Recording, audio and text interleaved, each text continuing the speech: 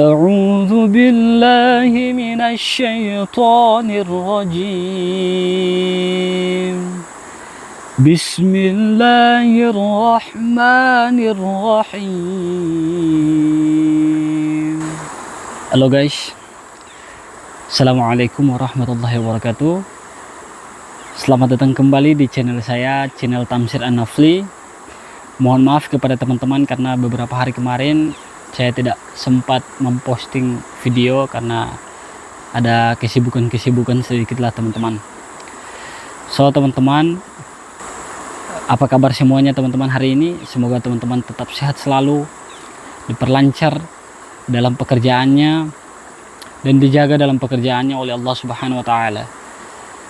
Kemudian teman-teman yang masih terbaring sakit, saya doakan semoga teman-teman cepat sembuh dan penyakitnya cepat diangkat oleh Allah Subhanahu wa taala, agar teman-teman bisa beraktivitas kembali seperti biasa. So teman-teman, seperti biasa kali ini kita akan membahas salah satu ayat yang berada dalam surat Al-Quran. Jadi teman-teman, kali ini surat yang akan kita bahas sudah tidak asing karena kita sering mendengarnya teman-teman. Sudah bukan surat yang baru dalam kita mendengarkannya, tapi setiap hari mungkin kita bahkan sering mendengar surat tersebut ketika diputar di masjid-masjid atau diputar di musola-musola teman-teman. Oke teman-teman, so simak terus videonya biar teman-teman paham terkait tafsir dari surat yang akan dibahas ini, kemudian tidak ada kejanggalan atau kesalahpahaman terkait pembahasan dalam surat ini teman-teman. Oke teman-teman, jadi surat yang akan kita bahas pada kesempatan kali ini adalah surat Al-Fatihah. Jadi dalam surat ini nantinya kita akan membahas secara keseluruhan tafsir dari ayat 1 sampai 6 menurut tafsir Kementerian Agama Republik Indonesia. Jadi teman-teman, nantinya kita akan membahas secara keseluruhan arti dan tafsir dari ayat 1 sampai 7 dalam surat Al-Fatihah. Dan teman-teman perlu ingat bahwa Bismillah dalam surat Al-Fatihah juga termasuk ayat 1 dan dihitung dalam jumlah ayat dalam surat tersebut. Oke teman-teman, jadi saya mohon jangan di skip videonya teman-teman ya, biar teman-teman lebih paham terkait pembahasan pada kesempatan kali ini. Oke teman-teman, so langsung saja saya akan memulai dengan membacakan surat tersebut. A'udzu billahi minasy syaithanir rajim. Bismillahirrahmanirrahim. Alhamdulillahi rabbil alamin.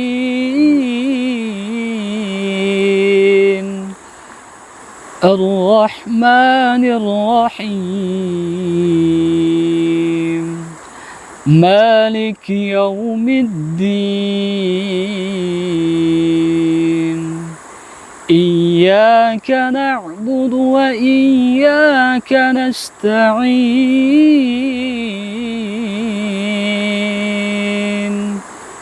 Ihdinas siratal mustaqim.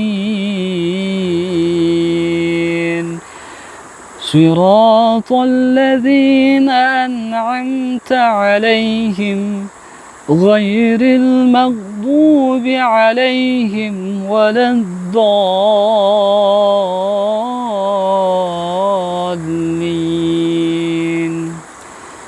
Amin. Shadaqallahul azim. Ayat pertama. Dengan menyebut nama Allah yang Maha Pemurah lagi Maha Penyayang. Menurut tafsir Kementerian Agama Republik Indonesia, tafsir ringkas Kementerian Agama Republik Indonesia, aku memulai bacaan Al-Quran dengan menyebut nama Allah, nama teragung bagi satu-satunya Tuhan yang patut disembah, yang memiliki seluruh sifat kesempurnaan dan kesucian dari segala bentuk kekurangan, yang Maha Pengasih, pemilik dan sumber sifat kasih, yang menganugerahkan segala macam karunia. baik besar maupun kecil, kepada seluruh makhluk. Maha penyayang yang tiada henti memberi kasih dan kebaikan kepada orang-orang yang beriman. Memulai setiap pekerjaan dengan menyebut nama Allah, basmalah, akan mendatangkan keberkahan, dan dengan mengingat Allah dalam setiap pekerjaan, seseorang akan memiliki kekuatan spiritual untuk melakukan yang terbaik dan menghindar dari keburukan. Ayat yang kedua, segala puji bagi Allah, Tuhan semesta alam. Menurut tafsir singkat Kementerian Agama Republik Indonesia, segala puji kita persembahkan hanya untuk Allah semata, Tuhan pencipta dan pemelihara seluruh alam, yaitu semua jenis makhluk. Ayat yang ketiga,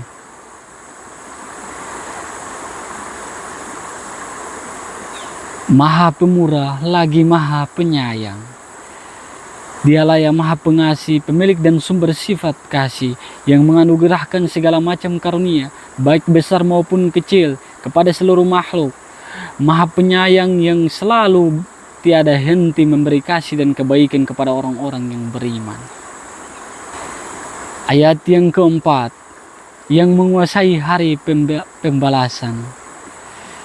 Menurut tafsir ringkas Kementerian Agama Republik Indonesia, Dialah satu-satunya pemilik hari pembalasan dan perhitungan atas segala perbuatan, yaitu hari kiamat. Kepemilikannya pada hari itu bersifat mutlak dan tidak disekutuai oleh suatu apapun. Ayat yang kelima, hanya kepada Engkaulah kami menyembah, dan hanya kepada Engkaulah kami memohon pertolongan. Menurut tafsir ringkas Kementerian Agama Republik Indonesia, atas dasar itu semua, hanya kepada Engkaulah kami menyembah dan beribadah dengan penuh ketulusan, kekhusyukan dan tawakal, dan hanya kepada Engkaulah kami memohon pertolongan dalam segala urusan keadaan kami, sambil kami berusaha keras. Ayat yang keenam, tunjukilah kami jalan yang lurus. Menurut tafsir ringkas Kementerian Agama Republik Indonesia, kami memohon, tunjukilah kami jalan yang lurus dan teguhkanlah kami di jalan itu, yaitu jalan hidup yang benar, yang dapat membuat kami bahagia di dunia dan di akhirat, serta dapat mengantarkan kami menuju keredaan-Mu. Ayat yang ketujuh, yaitu jalan orang-orang yang telah Engkau anugerahkan nikmat kepada mereka, bukan jalan mereka yang dimurkai dan bukan pula jalan mereka yang sesat. Menurut tafsir ringkas Kementerian Agama Republik Indonesia, yaitu jalan orang-orang yang telah Engkau beri nikmat kepadanya berupa keimanan, hidayah dan ridha-Mu. Mereka itu seperti dijelaskan dalam surah An-Nisa, adalah para nabi yang telah dipilih Allah untuk memperoleh bimbingan sekaligus ditugasi untuk menentukan manusia menuju kebenaran ilahi. Siddiqin, yaitu orang-orang yang selalu benar dan jujur, tidak ternodai oleh kebatilan, tidak pula mengambil sikap yang bertentangan dengan kebenaran. Syuhada, yaitu mereka yang bersaksi atas kebenaran dan kebijakan melalui ucapan dan tindakan mereka, walau harus mengorbankan nyawa sekalipun, atau mereka yang disaksikan kebenaran dan kebijakannya oleh Allah, para malaikat dan lingkungan mereka. Salihin, yaitu orang-orang yang saleh, yang tangguh dalam kebijakan dan selalu berusaha mewujudkannya. Jalan yang kami mohon itu bukan jalan mereka yang dimurkai, yang mengetahui kebenaran tetapi tidak mengikuti dan mengamalkannya, bahkan menentangnya, seperti sebagian kelompok Yahudi, dan yang mengikuti jalan mereka dan bukan pula jalan mereka yang sesat dari jalan kebenaran dan kebaikan, seperti sebagai kelompok Nasrani dan yang sejalan dengan mereka, sebab mereka enggan beriman dan mengikuti petunjuk. So teman-teman, jadi itulah tafsir dari ayat 1 sampai 7 terkait dengan surat Al-Fatihah, teman-teman. Jadi surat ini ketika kita mendalami secara dalam, kita membaca seluruh arti dan tafsirnya, teman-teman, surat ini sangat jelas, teman-teman, menekankan kepada kita mulai dari ayat 1, ketika kita memulai segala sesuatu pekerjaan kita ucapkan dengan bismillah, insya Allah Allah akan permudah dan memperlancar segala kegiatan-kegiatan yang akan kita lakukan pekerjaan-pekerjaan yang akan kita lakukan, tugas-tugas yang akan kita kerjakan. Kemudian pada ayat 6 dan ayat 7, di situ memperjelas kepada kita lagi bahwa kita meminta petunjuk kepada Allah Subhanahu wa taala. Petunjuk dalam hal apa? Ketika kita mengerjakan segala sesuatu, kita tidak pernah lupa dengan Allah Subhanahu wa taala. Ketika kita sedang melaksanakan tugas sesuatu, kita tidak pernah mengingkar janji atas kewajiban-kewajiban yang Allah berikan kepada kita. Karena begitu banyak kewajiban-kewajiban yang Allah berikan kepada kita, tetapi kita lupa ketika kita sudah keenakan, kita sudah menikmati pekerjaan-pekerjaan yang kita dapatkan, kita sudah menikmati tugas-tugas yang kita dapatkan. Padahal dalam surat Al-Fatihah ayat 6 dan ayat 7 telah jelas, teman-teman, bahwa di sini ketika kita melaksanakan salah satu tugas kegiatan, kita harus meminta pertolongan kepada Allah. Kita harus meminta petunjuk kepada Allah agar kita tidak lalai dengan pekerjaan tersebut, agar kita dibimbing dalam pekerjaan tersebut, agar kita dikawal oleh Allah.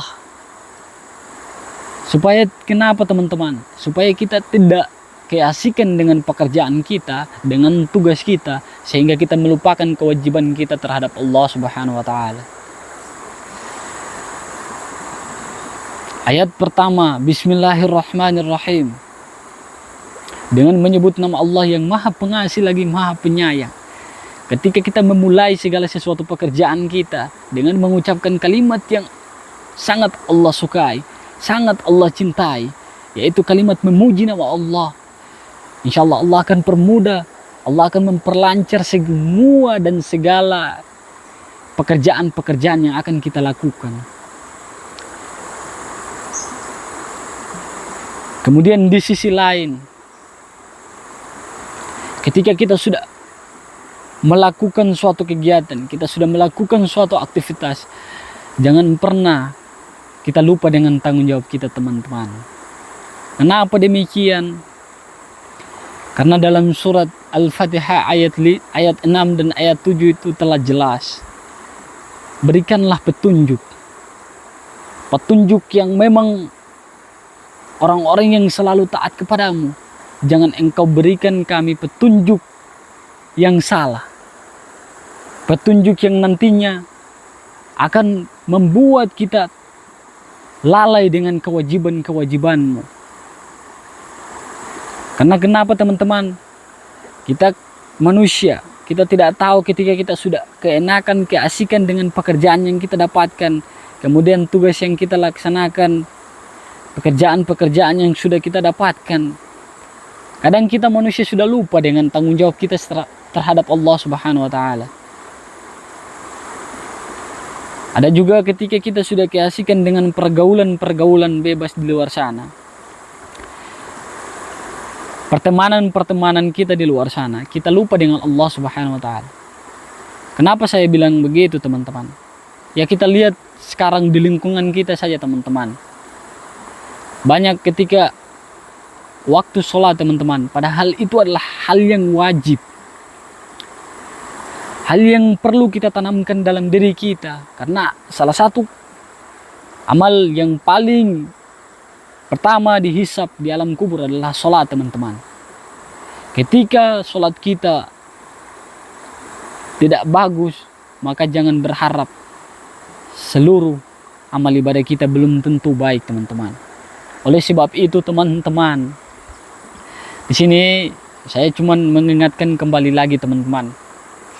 Makanya dalam surat Al-Fatihah ayat 6 dan ayat 7 mengingatkan kita, teman-teman, untuk selalu melaksanakan segala kegiatan dan aktivitas apapun, mintalah petunjuk kepada Allah, agar Allah selalu membimbing kita, agar kita tidak keluar dari jalur-jalur yang dilarang oleh Allah Subhanahu wa taala. Apalagi kalau kita sudah keasikan dengan pekerjaan-pekerjaan kita, kita tahu kan, teman-teman, pasti kita lupa dengan tanggung jawab kita kepada Allah Subhanahu wa taala. Dan janganlah kita sekali-kali meniru umat-umat yang dibenci oleh Allah. Dalam ayat 7 telah jelas teman-teman. Kita harus tetap tidak boleh meniru dan mengikuti ajaran-ajaran yang tidak benar. Kemudian dalam ayat 7 juga telah jelas bahwa dalam surat Al-Fatihah ayat 7 ini memberikan penjelasan menurut tafsir dari Kementerian Agama Republik Indonesia bahwa kita harus memohon petunjuk dari Allah untuk pekerjaan kita. Pekerjaan yang memang selalu membimbing kita ke dalam kebaikan-kebaikan, ke dalam hal-hal yang bernilai kebaikan, bernilai ibadah. Kemudian dalam ayat 7 juga ini, semoga kita terhindar dari pekerjaan-pekerjaan yang membuat kita tidak disukai oleh Allah, yang membuat kita dibenci oleh Allah, yang membuat kita lupa dengan Allah. Oleh sebab itu teman-teman, mari sama-sama, mulailah dari sekarang teman-teman. Kita harus pintar-pintarnya memilah-milah pekerjaan-pekerjaan yang memang kita tidak pernah lupa dengan kewajiban kita terhadap Allah Subhanahu wa taala. Karena sifatnya kita manusia di dunia ini hanyalah tempat singgah teman-teman. Ibaratnya kita menaiki pesawat atau menaik ke kapal laut, hanyalah tempat transit teman-teman.